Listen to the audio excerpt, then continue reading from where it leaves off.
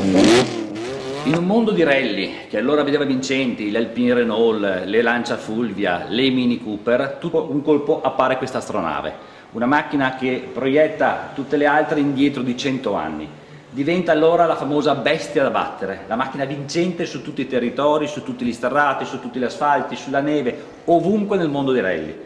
Vincente a tal punto è stato deciso all'unanimità di fermare la sua carriera sportiva, perché le altre case sportive non volevano neanche più investire nelle macchine da rally, per cui il campionato del mondo si stava depauperando di importanti nomi, importanti piloti, perché era quasi impossibile battere questa macchina. Ecco allora che la Lancia Stratos viene messa in pensione a favore della 131 Abarth, sempre dello stesso gruppo Fiat, da macchina assolutamente vincente e mai battuta. La genesi del motore della Lancia Stratos, una delle macchine più vincenti di tutti i tempi nei rally, è molto particolare. La Lancia cercava un motore di alte prestazioni e inizialmente contattò decisamente Enzo Ferrari per un motore 6 cilindri che allora equipaggiava le macchine chiamate Dino.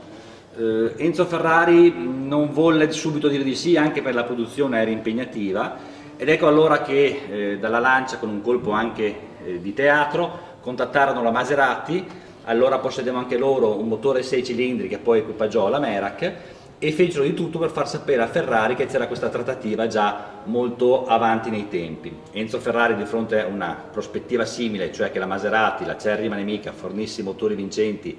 seppur nei rally alla casa madre, richiamò subito gli uomini Lancia e l'accordo fu trovato in pochissimo tempo. Unica contropartita, al di là di quella finanziaria, fu che Sandro Munari, allora il pilota più vincente al mondo nei rally, fosse prestato gratuitamente alla Ferrari per alcune corse su strada, soprattutto per la Targa Florio.